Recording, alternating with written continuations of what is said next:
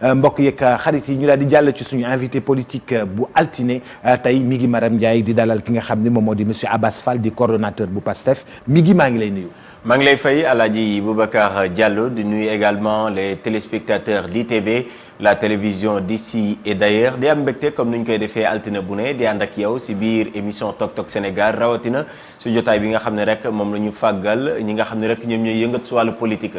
tey ji nag comme ni nga ko waxee rek ñi ngi si dalal kenn koo xam ne rek kàngam la si wàllu politique wala bokk dinañ xamee ba xam kàngam la am déet sax parce que ñoom dañuy soog a door muy waa PASTEF muy ki nga xam ne rek moom mooy Abass Fall Abass nag moom mooy coordonnateur PASTEF fii si Ndakaaru Abass ñuy am mbégte di la dalal si biir émission Tok Tok Sénégal.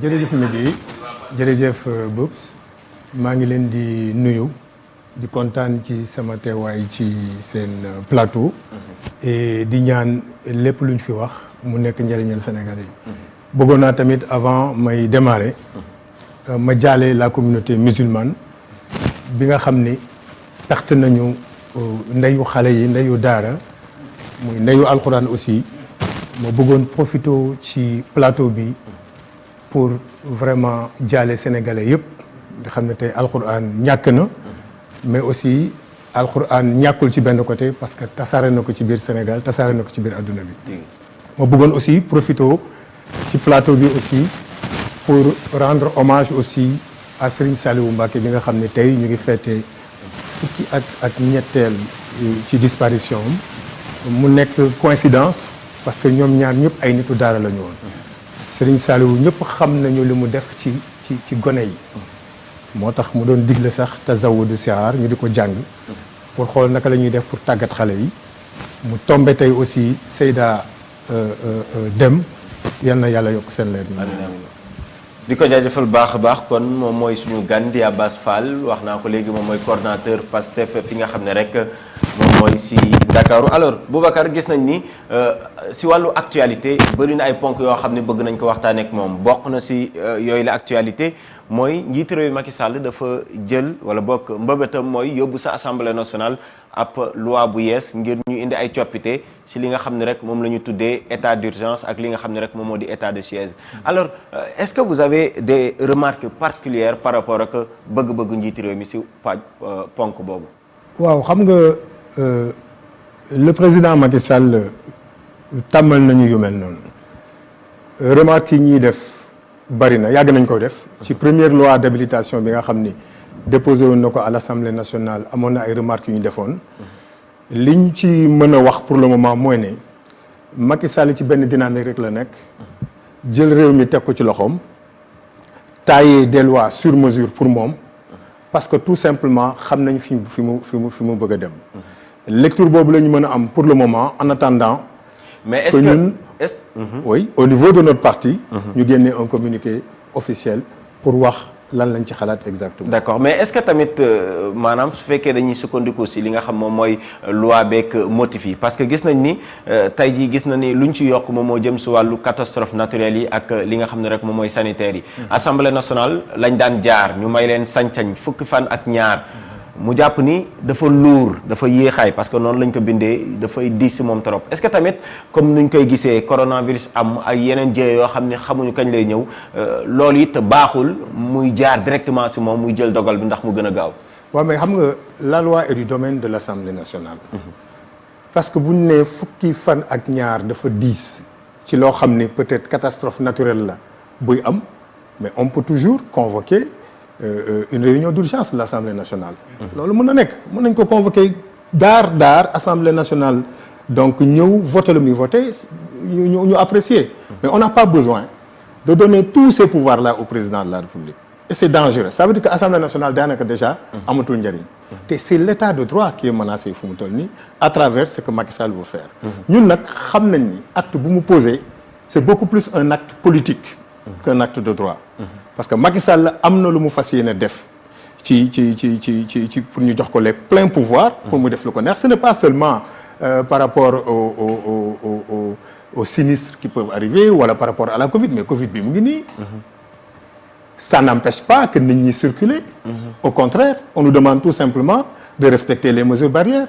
et paradoxalement mu ngi bëgg benn loi boo xam ni nee na pour mën a agir. en cas d'urgence yéen a wax kaawu Covid bi et on a vu 2 ministres de la République amasser toute une foule pour inaugurer un pont fii à Yoff keroog gis nañ le ministre Diouf Sarr gis nañ le ministre Mansour Faye qui sont des autorités qui doivent servir d'exemple en matière de respect donc de mesures barrières ñu gis leen ñu rassembler toute une foule léegi yéenay wax revue de presse un fonctionnaire du ministre d'un secrétariat d'État ñëw comme ça bafouer les règles barrières parce que tout simplement c'est un fonctionnaire de l'État il se croit intouchable donc bu ñu dugal ci ay mbir yoo xam ne dañu yaakaar ne mën nañu lëndëmal donc xelu sénégalais alors que ñun xam nañu exactement Macky Sall fu mu jëm. autrement dit da nga am ay soupçons suñ la déggee ngay wax. par oui rapport mais bien sûr nous avons des soupçons xam nga tey bu ñu amee kilifa boo xam ni. dafa toog publiquement def un aveu de taille ne amatuma lu may njuuj njaaj. li ñu naan c'est un lapsus révélateur. amatuma lu may njuuj njaaj xam nga loolu wolof la. moo naan daan naa ko def léegi bàyyi naa ko. te comme on dit chasser le naturel il revient au galop. on ne peut pas avoir confiance au président Macky Sall. bi Covid bi jëkkee dugg bi ko assemblée joxe tous les pleins pouvoirs pour mu mën a décréter je veux dire état d'urgence avec la loi d'habilitation mais gis nga li mu ci dugal yëpp.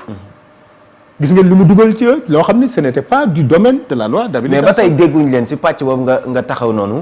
dégguñu leen sax ngeen jéem a xool demander ñu leeral leen si mbir mi. parce que daanaka 1000 milliards lañ doon wax. ñu dem assemblée nationale indi loi d'habilitation boobu ngay wax mais ba tey ji gisuñu leen yéen yi nga xam ni peut-être yéenay waxal askan wi. ngeen demander ñu leeral si wàllu woowu. waaw d'accord du ñun kese nag ñooy waxal askan wi ñun dañuy jouer suñu rôle. non exemple am na ñeneen am na ñeneen xibaar yi mais yéen si ngeen. mais mi ngi nag boo suivre nag dëgg Pastef ci loi d'habilitation bi ak sur le fonds Covid des 1000 milliards on a toujours communiqué sur ça wax nañ ci nous avons été le seul parti bi nga xam ne dem nañ gisi Macky Sall en l'occurrence représenté par le président Ousmane Sonko bi mu génnee la ni loi d'habilitation bi duñ ko signer c'est pas parce que nous sommes en période de crise que la démocratie doit s'arrêter au contraire mënuñu ko jox tous les pleins pouvoirs il nous a appelé wax nañ ko suñu xalaat nañu continuer dans cette concertation là plutôt que de profiter ci benn situation pour élargir ses pouvoirs et di gis nga la gestion de ce fonds là lim ñu fi war nañ ko mën a leeral sa gis-gis balaa ñu avancer oui dañ koy leeral parce que c'est pas pour rien que la ñu mettre en place un comité de suivi de ces fonds là dirigé par le général Ndiaye François Ndiaye te gis ngeen li xew ki nga xam ne dénkoon nañ ko une partie de ces fonds là muy Goro Macky Sall muy Mansour Faye dénkoon nañ ko 69 milliards ba léegi le comité de suivi mënul fexe ba jot un rapport de gestion de ces 69 milliards là ñu woo ko OFNAC mu lànk tëdd ci suuf ne du dem et il a préféré aller se pavaner à Saint-Louis pour donner une rue à son beau-frère de président donc on lui demande mu dem au niveau de l'OFNAC plutôt que muy ut tur yu muy tuddalee gorom Sénégalais yi ñooy apprécier bis bu ñu demee ba xam ne Macky Sall def na lu mu fi war a def. ñu tuddee ko lu raw ru.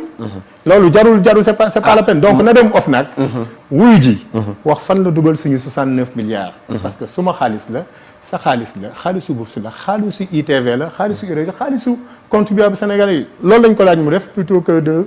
xam naa est-ce que tur woowu ñu ko war a tuddee dina yàgg parce que moom si week-end bi rek gis nañ ko mu dugg si otoom jaar si Ndakaaru di xool liggéey yi nga xam ne def na ko mun nañu wax gàcce ngaalama suñu xoolee li nga xam ne def na ko. non bu fekkee nag liggéey yu mu def. la doon xool je pense que il va rentrer bredouille. non c'était pas ça mais dañ la si biir commentaire yi di nga ko dégg mu naan fii nii la mel gis nañ ni. li nga xam ni kon xamul Ndakaaru nu mu mel. xamul Sénégal nu mu mel xam na Sénégal nu mu mel évidemment mais point yi dañu bees moo taxit voilà ndeysaan donc xam nga je me souviens en 92 le Parti socialiste avait fait le pont de la Patte d'Oie Sénégal 92 Abdoulaye bu mu ñëwee dafa ne pont bi du ko toj parce que nee na dama bëgg Sénégalais yëpp xam ne lii rek la fi Parti socialiste defoon xam nga loolu c'est vrai que Maître Abdoulaye Wade c'est un grand communicant mais dafa am nu mu bëggoon bàyyi dans la tête des Sénégalais Macky Sall aussi bu fi jógee dina am loo xam dañ ko fiy bàyyi pour won Sénégalais yi ne lii rek la fi Macky Sall def je me demande comment un pont c'est-à-dire que pont loo xam ne dafa war a nekk li gën a élémentaire en matière d'infrastructure dans un pays qui soi-disant se dit émergent je me demande comment peut-on sortir nee na pour xool ndax tabax na fi ay pont man en fait yéen ay communicants ngeen peut-être que Macky Sall aussi il a des communicants autour de lui mais je pense qu'il a intérêt à revoir sa façon de communiquer parce que mënoon na dugg ci bu fe Macky Sall bu bëggee xam li xew Sénégal il n'a même pas besoin de montrer aux Sénégalais que man maa ngi xool li xew non xam nga loolu noonu peut-être commentaire la bi nga xam ne Boubacar def na ko si pàcc boobu mais génn président si biir Ndakaaru mun nañ ko analyser nu bëri maanaam koo xam ni la génn na également pour gën a jege askanam wan ni leen ni voilà génn parce que dañ koy gis si yeneen réew donc su ko defee est-ce que war na doon un événement ba mu mun a jar yeneen commentaires yi ñoom ñoo ko def événement moom laay wax nii xam nga loo xam nga yow yaa ko génnee fexe nit ñi gis ko kon ñoom ñoo ko def événement mënoon na moom laay wax c'est-à-dire que mënoon na dugg ci otoom génn xool sénégalais yi waxtaan ak ñoom sans pour autant ñoom ñu génne ko sénégalais yi ñoom ñooy apprécier loolu nañu ne Macky Sall bett nañu dañoo xëy rek gis ko bouche à oreille ñëpp xam ni Macky Sall génnoon na je pense que approche yi bari na d'accord gis nañu fii dans beaucoup de pays yoo xam ni da ngay gis même des ministres ou bien même des chefs d'État mais di jël ay bus di dem di liggéey gis nañ ko fi ba tàyyi et ça ne choque pas xam nga lu tax parce que ñooñu c'est ordinaire chez eux parce que foofu ñooñu dañ leen dénk réew pour ñu defar pour ñu defar ko dénk ñu leen réew pour ñu nekk un mythe soo gisee Sénégal di ci wax parce que nos chefs d'État et principalement nos autorités mythe la ñu si ñun te boo déggoon ñu ne Macky Sall jaar na fii rek ñëpp dañuy génn pour dem seeti ko alors que ça devait être le contraire donc ñun on nous a façonné comme ça de telle sorte que ni loolu pour ñu départir ci dina kii li ñu soxla mooy un président de la République boo xam ni dafay ordinaire c'est-à-dire que tey bu bëggee julli ji jumaa mu dem ci jumaa bi julli dugg ci otoom dem bu bëggee dem marché mu dem ci marché bi dugg dem ñu avec une sécurité bien sûr discrète Macky Sall mënoon na génn ak sécurité am bu koy topp ñëpp xam nañ sécurité comment ça fonctionne doxantu dem ci Sénégalais yi wàcc saa fonte ak ñoom et man gisuma sax nu mu approché aux Sénégalais yi ci otoom la nekkoon di dawal ak sa petite fille d'accord nan la approché aux Sénégalais yi d'accord alors Abbas mbir moom sax dañ ciy des parce que ba mu génnee palais ba wala boobu ba mu génnee këram gis nañ ci parcours bu mu jaar bokk na si buntu mairie bu Dakar jaar fi nga xam ne rek moom moo di Grand Théâtre Colobane mairie Dakar laa jëm ak yow parce que gis nañ ni si actualité yi gën a forte jamono ji bokk na si Oumar Gueye fii la ko waxee woon ni supprimer ay villes yu si mel ni ki Ndakaaru Guédiawaye Pikine Thiès ba Rufisque loolu lu mën a nekk la te Oumar Gueye suñuy xool moom mooy yor kàddu gouvernement bi donc mën nañu wax ni peut-être bëgg-bëggu nguurug Sénégal la def nga ci sortie bu yàggul dara mais est-ce que jàppoo ni tamit avec le recul argument yi nga xam ne moom la Oumar Gueye joxe doonul argument yi nga xam ne argument yi nit mun a nangu la waaw mais ça dépend rek ci kii wax comme li nga wax sànq xam nga moom c'est le porte-parole du gouvernement li ñu naan doomu naar moom lu mu wax rek ci berkele ba la ko déggee en fait ce qui choque mooy Macky Sall 2012 la jël réew mi 8 ans après lay sentir nécessité ni il y a de grandes villes yoo xam dañu war a disparaître muy Dakar muy Thiès muy ñun li ñu gëm ñun bi ñu xoolee comportement bi Macky Sall am vis-à-vis de la ville de Dakar ce qui l'intéresse c'est seulement fexe ba ville de Dakar disparaître parce que xam na dans ses projections qu'il ne peut pas gagner la ville de Dakar 2012 la ñëw 2013 mu indi acte 3 de la décentralisation am yu bari yoo xam ne daf ko jël ci Dakar 2014 mu convoqué ses ministres dont le premier ministre Aminata Tall ku perte sa gox ma dàq la 2014 ci ngeen fàttaliku ci la dàqee Aminata Touré en tant que premier ministre parce que tout simplement Aminata Touré a perdu à Grand Yoff ci la dàqee Seydou Gueye au niveau de la Médina ñu jógee fa 2015 il met en place un ministère boo xam ni chargé xawma de lan ainsi de suite di dem bay xëccoo defar place de l'Indépendance parce que tout simplement la mairie de ville nekkul woon seen loxo Diène Farba Sarr xëccoo aménagement place de l'Indépendance loo xam ni ça devait être purement les prérogatives de la mairie de la ville ñu jógee fa UCG gis ngeen mu créé ko mbalit mi parce que xam nañ ni mbalit mi dafa am lu ci nekk et que ça a renforcé le maire Khalifa Sall mu ne ay ca nañ ko jël gis ngeen fu mujjee ak Khalifa Sall ñëwal jàppale ma Khalifa Sall ne ko mukk mu ne ko kon voilà rouleau compresseur bi ñëw gis nga fi mu mujjee ak moom. parce que tout simplement Macky Sall mënul digérer qu'il soit le seul président de la République boo xam ni mairie Dakar tombé ci loxoom. c'est ça qu'il ne peut pas digérer. le PS a eu la mairie. PDS bi ñu ñëwee ak Pape Diop. yor nañu mairie Dakar. depuis 2012 il peine à gagner la mairie de Dakar. mu ne mais qu'est-ce qui me reste li waa ji di wax rek. Macky Sall boo ko joxee devoir. mu am équation mënul dara ci équation bi. mais da koy éliminer ci devoir bi. simplement tout simplement. et c'est ça qu'il a fait avec la mairie. mënuma am mairie Dakar. dama koy supprimer. parce que bu ko wóoroon ne mën na gagner mairie Dakar man gëm naa ne Macky Sall du ko supprimer. rappelez-vous des élections législatives de 2017. lan la ñu deful biir Ndakaaru pour gagner ko. lan lañ deful c'est à 22 heures moment boo xam nit ñaa ngi collecté même les PV ci la ñu déclaré ni ils ont gagné Dakar xaw ma avec ñaata voix. pour dire que dafa am benn hantise boo xam ni moom moo nekk ci ñoom lecture boobu lañ ci def. te ce serait très grave. que ñu bàyyi des Sénégalais yoo xam ni gënuñu ci Sénégalais yi dañ leen a wóolu dénk leen. te dénk bi sax erreur la parce que Sénégalais ils se rendent compte qu'ils ont fait une erreur parce que nit ki boo koy dénk da ngay xool fi mu jaar yëpp. bu nit ñu xooloon Macky Sall fi mu jaar parce que on l'a présenté comme un homme nouveau. dañoo fàtte ne Macky Sall def na juróom-ñetti at ak président Abdoulaye Wade ci gouvernement. mais def na 11 ans ak Abdoulaye Wade ci opposition. 19 ans avec Abdoulaye Wade c'est-à-dire que kooku dañoo ñëw jaay ñu ko comme quelqu'un de nouveau. avec un discours révolutionnaire qu'il a amené. malheureusement mu jural ñu li yëpp. mais boo xoolee dans les faits acte bu Macky Sall posé c'est un acte politique. mais nag Ndakaaru il faut que mu xam benn affaire. Ndakaaru dafa am 3 dimensions. dafa am une dimension identitaire. dégg nga li maam lu mu wax ñun lébu yi duñu nangu Ndakaaru di disparaître parce que seen identité ñoom. dafa am lu mu bokk ak Ndakaaru ñoom. lébu bu xëy ñu ne la Ndakaaru amatul. ça veut dire que tu n'es plus lébu. ñoom ñoo sànq Ndakaaru. dafa am une dimension politique mooy li may wax nii. Macky Sall ne peut pas gagner la mairie de ville moo tax il insiste. pour supprimer cette. d'accord dafa am une dimension historique. dégg ngeen ko historiens yi wax nañ ko. Dakar dafa yàgg. nee nañ Dakar moo mag sax Sénégal. mais mënuñu xëy rek. mais ba tey si wàllu Abbas est-ce que tamit monde du adduna bi du moom mooy évoluer tey jii gis nañ ni ak li nga ko waxee acte 3 décentralisation ak yëpp gis nañ ni am na ay jafe-jafe yoo xam ni am na jot ñu di koy rectifier loolu également il faut que ñu xalaat ko. mais jafe-jafe yi. est-ce que ñoom évaluer nañ ko ba génnew ñu jafe-jafe yi. est-ce que mës nga dégg évaluation de l'acte 3 de la décentralisation avant de prendre des mesures comme on dit. mais il faut évaluer. évaluation moo lay permettre. nga xool lan moo baax ak lan moo baaxul nga apporter ce qu'on appelle les mesures correctives. c'est comme en gestion de la qualité. du dëgg da ngay wax li ngay def wax ni nga koy defee xool ndax yaa ngi koy def boo paree nag boo évaluer ba xam ne yow li nga waxoon yëpp def nga wala defoo ko ma ngi indi ay kii mais mënoo ma indil benn évaluation sérieuse bu tax ñu ne dañuy supprimer ces villes là. lenn la ñu wax ñu ne ville de Dakar dafa doon caporaliser toutes les finances donc des 19 communes. de façon même indirecte parce que ce n'est pas direct. et que xaalis boobu au lieu que muy dem ci ville de Dakar. nañ ko delloo ko.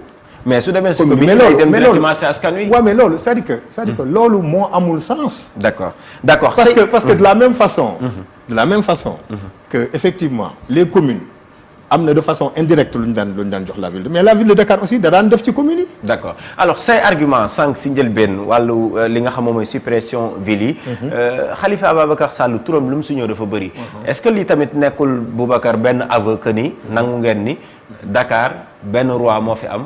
muy Khalifa Ababacar Sall donc Pastef n'existe pas. ah non ñun mënuñu wax noonu on respecte tous les acteurs politiques ci champ dañ leen di respecter. ñun juróom benn at lañ defagum. nous étions le 286e parti fii au Sénégal Pastef 286e parti. actuellement mënoo fi tudd ñaari parti au Sénégal wala mënoo fi tudd ñaari leader politique au Sénégal te boolewu ci Ousmane Sonko bu dee parti la boolewu ci Pastef mënul nekk. donc ñun xam nañu ce qu'on représente. élection yi passé on a eu plus de 100 000 voix. à Dakar. et dans 6 ou 7 communes nous sommes venus deuxième derrière Benno Bokk Yaakaar. et des communes très importante. Parcelles Assainies xam ngeen lu muy représenté nous sommes deuxième là-bas. Ouakam xam ngeen lu muy représenté nous sommes deuxième là-bas. Mermoz Sacré-Cœur chez Barthélémy Diaz nous sommes deuxième là-bas. donc ñun xam nañu exactement ce qu'on représente à Dakar te li gën a accélérer affaire bi. gis nañu président Ousmane Sonko ak le maire Khalifa Sall joxante loxo rek. adduna tukki na. mais loolu peut-être sa gis-gisu bopp la rek. non du sama gis-gisu bopp. kese mais quand même Khalifa Ababacar Sall avant Sonko. dem na gisi ñeneen ñi nga xam ni. peut-être mais Idriss Seck par exemple. ak Khalifa Ababacar Sall ànd nañ fi te Idriss Seck moom moo génnoon deuxième laata muy ñëw di dugg si. waaw mais non mais ànd nañu mais Khalifa n'était pas candidat. bul fàtte loolu. kon da nga jàpp ni c'est-à-dire suñ ko déggee Boubacar moom dafa bëgg a résumer mbir mi ni. Sonko moom moo waral dogal yi. ah oui. dañu gëm ne nuyoo Sonko ak Khalifa Sall ànd waxtaan Sonko Khalifa Sall laa wax waxuma Sonko. diwoo Sonko Khalifa Sall. bokk na ci lii yëpp xam ngeen yéen. xam ngeen yéen non mi ngi parce que foofu il faut nga xam benn affaire. waaw jàkkaarloowuñu ak ñoo xam dañuy tëdd rek di nelaw. jàkkaarloowuñu ak ñoo xam dañuy tëdd rek di nelaw. Macky Sall doful jëne jàpp ko. xam na politique bu baax. il sait tirer il sait faire des lectures politiques. ñun aussi nous ne sommes pas des nains politiques. même bu fekkee bi ñu juddee politiquement yàggul. mais nous ne sommes pas des nains politiques. nous savons aussi analyser les actes que Macky Sall pose. xam nañ ni. Macky Sall un rapprochement entre Ousmane Sonko ak moom. ça va être je veux dire destructeur pour moi. d'accord destructeur mais sauf que askan wi ñoom mënul comprendre. duo boobu ngay bëgg a wax noonu. parce que tamit dafa am loo xam ni yéen ñu ko tàmmal. anti système tey suba rek maa ngi xoolaat benn débat boo doon expliquer lan mooy anti système bi. mais ñu gis ni anti système ngeen doon wax. ngeen ni demoon sax ba tëral ay nit ni dañ leen war a fetal. nit yooyu bokk na si waa parti socialiste maanaam Abdou Diouf parti socialiste. Khalifa Ababacar Sall mii ngeen bëgg a àndal muy Barthélémy ak ñoom ñëpp. ñoom ñoo nekkoon su pouvoir bi pendant ñaata at. tey ji ngeen ni ñoom ngeen di àndalaat pour ñëw finalement lan ngeen indi lu bees. Abbas d'accord mais mi ngi déggoo ba léegi déggoo man dañuy ànd ak ñoom. non dafa trio bi la rek mais gis nañ leen ngeen di flirter ensemble gis nañ leen. non dafa naag dama ni gis nañ leen. ñu photo seen àdduna tukki. pour xool naka la ñuy def pour mën a ànd. beneen affaire. mi ngi suivre discours Pastef. ñun mësuñoo attaquer des personnes prises individuellement on a parlé d'un système c'est un ensemble de règles yoo xam ni boo leen boolee dafay expliquer benn situation. ce sont des règles ñun on s'attaque à des règles on ne s'attaque pas à des hommes mais tey Khalifa Sall jàpp nañ ko. tëj nañ ko. ne dafa am lu mu defoon. supposons am na lu mu defoon. tëj nañ ko penam purgé na ko wala purgé wu ko. jeexul de dañ kaa jeexul de waaw d'accord. mais c'est-à-dire que am na luñ ko jiiñoon. nee nañu yar nañ ko ci loolu est-ce que Khalifa Sall dafa war a nekk donc dafa war a nekk en dehors de la société waratul bokk ci dara Khalifa Sall amatul droit ci vie politique am amatul droit parce que il est parti en prison. xanaa l'islam sax nit bu tuubee ñëw dugg ci. mais dañ koy baal lépp lu mu defoon. Yonent bi sallallahu alayhi wa sallam da daan ñaan ne ñaari Omar yi yàlla na ma ci yàlla may kenn. Omar bun Khattab xam nga lu mu doon représenté ci l'islam. Omar bun Khattab amul ku ko ñeme woon. mais Yonent bi sallallahu da doon ñaan yàlla te c'était le prophète de l'islam da doon ñaan yàlla nag ma may ñaari Omar yi. kenn dugg ci l'islam. mais yàlla jagleel ko Omar bun Khattab te Omar bun Khattab bu muy dugg ci l'islam dafa demoon pour rey benn musulman ñëw fekk muy déglu muy tari alquran. affaire bi dugg ko. jour boobu la nit ñi la musulman yi bàyyi di julli di laqatu jour bi Omar bun Khattab duggee ci l'islam mais est-ce que boobaa dañ naan Omar bun Khattab ci yéefar yi la bokkoon. d'accord léegi mootuñ ko accepter léegi ñun. ñun li ñu wax c'est très clair. te bu ngeen dégloo le président Ousmane Sonko il y a un an c'est-à-dire que il faut que ngeen di déglu. les leaders politiques li ñuy wax est-ce que changé wala changé il y a un an dafa ne. bi ñuy célébrer suñu anniversaire fii dafa ne. bépp sénégalais boo xam ne. say loxo set na. ak foo munti bokk. jour boobu sax maa ngi koy dégg muy tooñ naan bu ngeen même bu ñu bokkoon ci jimboor yi seeni loxo set. bu ñu ñëwee Pastef ñu liggéey ak ñoom. d'accord mais ñun suñu mënu ma xalaat ne man ñun lan lañ mën a jàppee ne nit loxoom set na mooy par exemple mbir suñ ko jiiñee nit dara. nga dem tribunal yow yaa ko def. kooku mënuñu jàpp ne loxoom set na. te mu tëdd bu tëddee ba génn. kon nag da nga war a leeral ci loolu. waaw non dégg moom laa lay wax ba dama ne bu tëddee ba génn. bu fekkee liñ ko jiiñ dëgg la. parce que man du ma wax ne Khalifa liñ ko jiiñ dëgg la wala du dëgg. yóbbu nañ ko tribunal te gis nañu procès bi ñëpp nu mu demee. gis nga ko. gis nga entorse yi am ci procès bi. gis nga entorse yi am ci procès bi. respecté wuñu sax ay droit Khalifa Sall gis nga ko. donc man su ma neexee sax ma ne Khalifa Sall deful dara parce que buñ ko joxoon ak ay yelleefam yëpp. bu boobaa buñ ko jugé ba Sénégalais yëpp unanimement ne Khalifa Sall mi li mu def donc moom la. mais bu boobaa. d'accord bu boobaa mais amul problème. d'accord Abbas loolu damay ñëwaat ci temps bi en fait temps bi moo ñu ko may. il faut que ma leeral parce que da nga ma yóbbu. acca kon gaaw rapidement 30 ci question système bi et c'est extrêmement important pour ñun. xam nga nag aussi. mais loolu yéen seen bopp ba ngeen yegsee ba tey yéen a ngi koy jéem a expliquer mais mënul leer. non leerul sa bopp mais ñun. en tout cas leer na leer sa bopp non leer na. ci bopp 700 000 sénégalais yoo xam ne. ñoo leen voté la présidentielle d'accord incha allah léegi nag yeneen échéance yu ñëw. dina gën a leer. foofu laa jëm bopp Sénégal mais il faut que ma expliquer benn affaire. waaw ñun du ñu mais du ñu nangu dugg ci piège bi nga xam ni ci la ñu Sénégal yi dugal. que waa Pastef daal ñoom dañ fay nekk yaakaar ni ñoo gën ñëpp ñoo gën a set ñëpp ñoo gën a baax ñëpp que képp ku bokk feneen da nga bon. on n'a jamais dit ça te il n'y a pas deux Sénégal dans ce pays amul. Il y a des gens qui sont vertueux, d'accord. Il y a des gens qui sont moins vertueux, d'accord. Loolu, ce sont des questions d'appréciation. Mais ñun dañu ne on appelle tous les Sénégalais yi nga xam ni. bu ñu ñëwee suñu parti. ils respecteront les règles. comme li ma la waxoon léegi ci kaw l'islam rek. tuub nga boo ñëwee da ngay respecter les règles de l'islam donc lépp loo doon def ci ginnaaw bu fekkee ne yàlla rek xam. kii doon ñu kon l'islam yéen ngeen di doxal ci biir. waaw mais exemple. non waxuma l'islam la ñuy doxal. man en tant que musulman. c'est un exemple. non man en tant que musulman j'assume. je tire mes leçons qui me permettent de me comporter. Avec toi, avec Boubs, avec keneen. je les tire de ma religion. D'accord. Non, acceptable. C'était juste comme le chrétien qui tire ses comportements naka la koy gérer sur la base de sa religion. respecté nañ. doxalin woowile. alors sànq da nga am loo xam ne mais waxuñu bu ñëwee l'islam la ñuy doxee. d'accord je comprends parfaitement merci beaucoup. alors si mbir moom nga waxoon sànq ñu ngi koy wax muy suñu nee ville tamit xel yi day dem ci élection. sauf que ba tey jii tamit bëggoon nañ xam. élection locale yooyu nga xam moom la ñu dëgmal parce que foog ngeen waayal seen bopp. 2021 lañ ko jàppoon lu mu gën a néew 28 mars 2021 ba tey officiellement dàqaguñ ko. même su fekkee ni ñi ngi ni si lañ jëm. ndaxte dàq nañ ko kay. waaw bon maanaam. voilà dàq nañ ko alors si mbir ban jàngat nga si am. ak yéen naka ngeen ko fas yéenee duggee. non jàngat bi ci am mooy li ma wax rek. Macky Sall. du li ma waxoon sànq ci équation bi rek. du dem élection actuellement nii parce que xam na comment il a fait pour gagner l'élection de 2019. ñëpp xam nañ c'est une victoire technique. xam na ko donc il attend le moment qu'il faut pour gën a préparer wu. yaakaar ni tout lui est favorable pour mu organiser élection. mais nag ñun élection yi du pour ñun kese les partis politiques. élection ça relève beaucoup plus de la citoyenneté bu ñu yaakaar ne partis politiques ñoo war a xeex affaire élection ce sont les sénégalais. yi nga xam ne ñoom ñoo jël dénk ko ne ko na organiser élection yi mënuñoo comprendre ay maires ay élus locaux nekk fii seen mandat dépassé bu yàgg ils sont tous dans l'illégalité.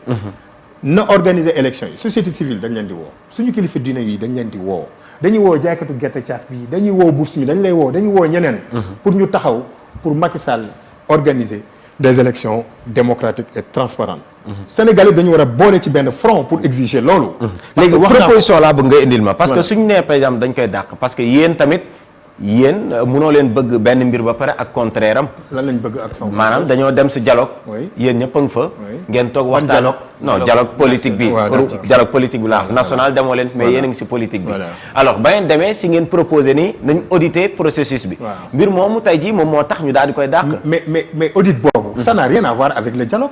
Sénégal dafa am tradition à chaque fois élection jeex dañuy def évaluation élection yi. dialogue politique bii ngay wax nii le décret bi nga xam ni. moom moo validé la commission politique là après lañ ko signé commencé woon nañu concertation yi avant le dialogue politique. dialogue bi dafa ñëw ñu ne nañ ko ci dugal. pour faire cosmétique. mais en réalité évaluation élection dafa mës a am. te bañ waxee Macky Sall mu def ko bu ko defoon ba léegi. kon dépassé nañ. ce qu'il n'a pas fait. donc il prend prétexte sur le dialogue politique. pour dire que non ñun ñëpp ci d'accord non ñun sax ñun parce que xam nga lu ñu ko wax. on est d'accord même pour aller à l'élection avec ce fichier qu'il a piégé ñun. bii nii waaw. on lui demande d'organiser vous le défiez on le défie. Boubsou gars yi organiser élection Abbas wóolu nga sa bopp de. déggoo li ma la wax na organiser élection. avec ce même fichier. on le défie na ko def. tey jii soo doon natt Pastef suñ doon dem si élection locale par exemple yooyu noonu nga nekk. alors sa gis-gis lan nga jàpp ni peut-être mun ngeen ko am si élection yi. Dakar est-ce que jàpp nga ni dana mun a tomber seen loxo. non xam nga. objectivement ñun li ñu xam mooy. liggéey. déet ma dama bëgg nga basé wu si résultats yi ngeen am. ak li ngeen liggéey ba fii. mais justement moo tax ma wax la ko. li ñu basé wu moo ci liggéey ñun du ñu dem ci ay conjectures nii rek dañu génn élection présidentielle. évaluer suñu résultat. xam suñuy capacité xam naka la ñuy def. maintenant pour fi nga xam ne am nañ fa doole. ñu fexe ba conserver ko jël ces mairies là. foofu fi nga xam ne nag. fi ngeen am doole. ça veut dire que da ngeen fa bëgg a dem yéen kese. nat fa seen doole. bañ a ànd ak kenn non loolu du man maa koy décider. parce que moi je suis dans un parti politique. d'accord suma parti politique. moom mooy xool. naka lay demee. élection boobaa dañ koy waxtaane rek. et bis bu amee boobaa dinañ ñëw waxtaan cee génn mais li wóor mooy. dara du amati Sénégal sans Pastef. Dakar bi moom. la bataille de Dakar. aura lieu. xaw ma nag. ndax da ko supprimer wala du ko même bu ko supprimer sax. la bataille de Dakar aura lieu. d'accord la bataille de Dakar aura lieu la bataille de l'opposition est-ce que dina am parce que dañ doon wax kan mooy jiite ku jegi mu nekkoon Idriss Seck. parce que suñ doon sukkandiku ci élection présidentielle. moom la suñ doon dem ci élection député yi. peut-être PDS la ñuy wax. léegi Idriss Seck moomu la.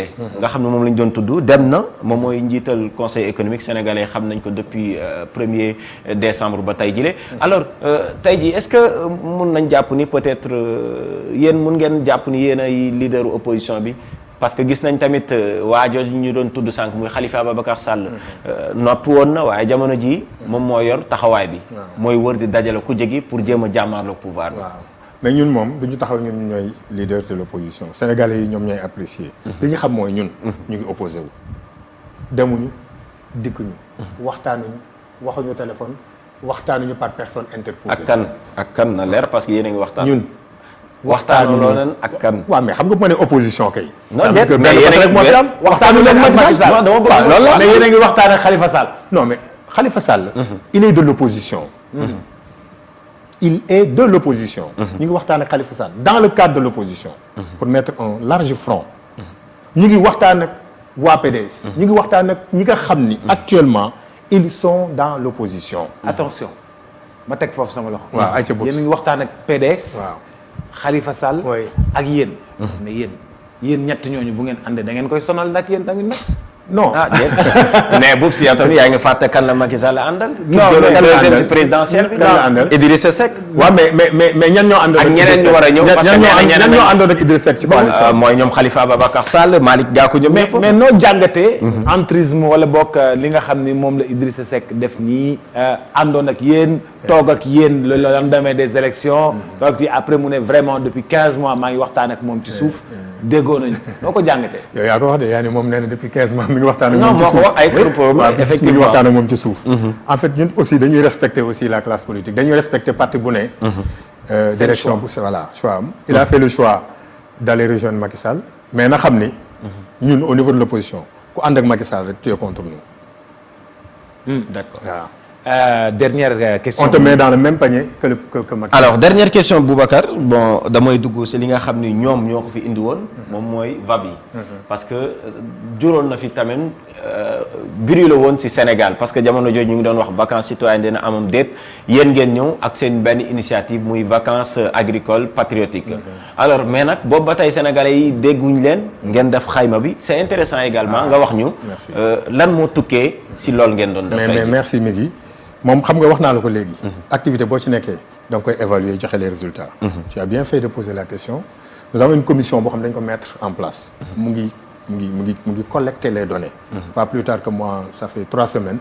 donc au niveau de Dakar on nous a demandé de donner de faire les données et d'envoyer ñu ngi collecter les données.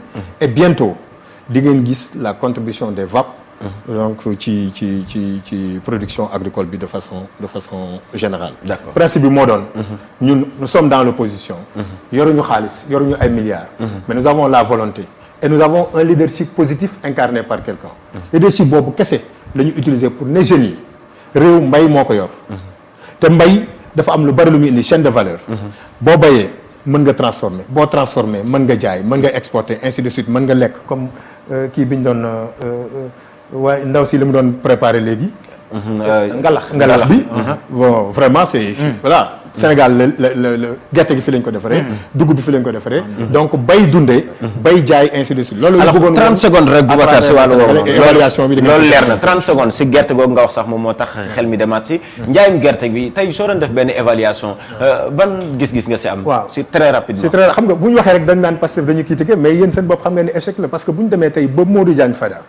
le directeur de la Sonacos xamul sax ñaata lay jaayee gerte gi mu ngi wax prix boo xam ne bokkul ak prix bi nga xam ne moom sax lañ koy jëndee mais ça pose problème bu ñu demee ba Sonacos ne ñoom dañu am déficit alors qu'ils nous disent qu'ils ont fait 1 million et quelques de tonnes d'arachide ba pare ñu ne am nañ déficit ça veut dire qu'il y a un réel problème. ban solution ngeen di indi. non solution bi moom c'est très clair.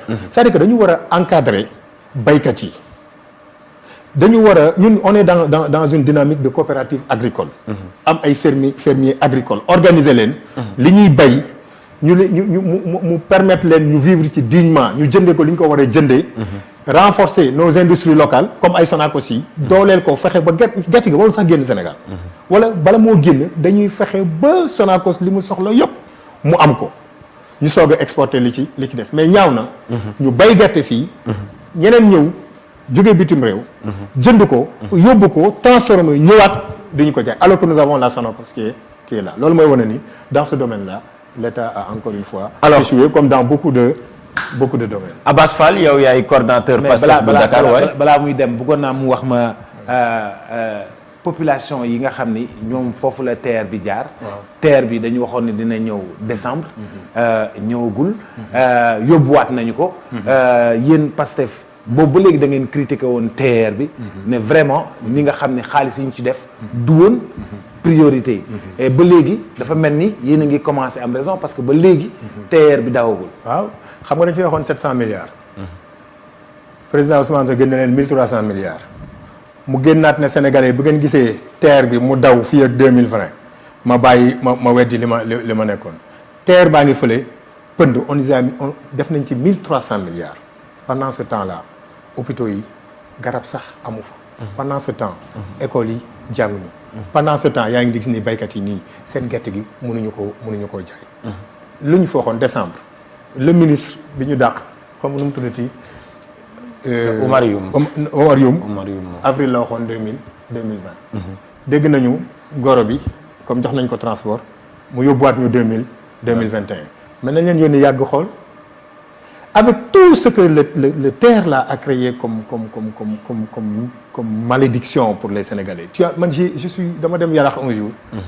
ma mel ni mur de Berlin laa gis Yarax ñu séparé ko en deux ñi dëkk fii ñi dëkk fële nga dem Thiaroye mais c'est incroyable.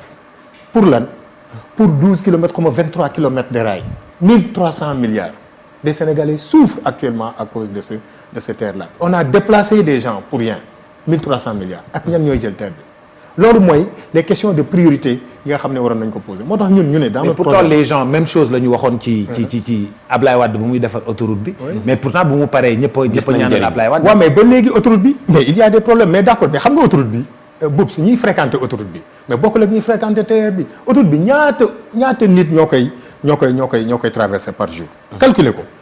calculer ñaata nit autoroute bi mais de loin ça c'est de loin lu mu non autoroute mënuñu ko sax comparer ak TER bi. et pourtant ñu doon wax loolu sax peut-être ci kii bi bariwul woon mais jour bi nga xam ni ubbi nañu autoroute bi. maa ngi fàttaliku maa ngi dégg Hélène Tine mu ne franchement bi ma jaaree ci autoroute bi tey.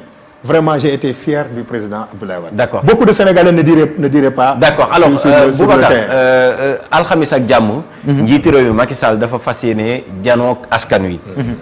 Abass Pastef lan ngeen di xaar ci discours président Macky Sall ci atu njeexitalu at bi. li ñu xaar ci Macky Sall mooy xam nga Macky Sall bilan taxul ñu jëlee fi Abdoulaye Wade. non bilan. matériel taxul ñu jëlee fi Abdoulaye Wade. Abdoulaye Wade. On l'a sanctionné.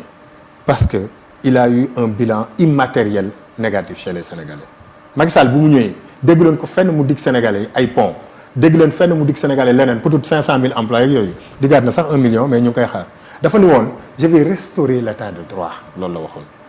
jikko yi nee na lay defaraat même bu fekkee ne moom bokkoon na ci ñàkkoon jikko yi. depuis 2000 parce qu'il était avec Abdoulaye Wade ba 2008 bokkoon na ci. il est comptable moo yàq jikko yi. non loolu moom loolu la wax.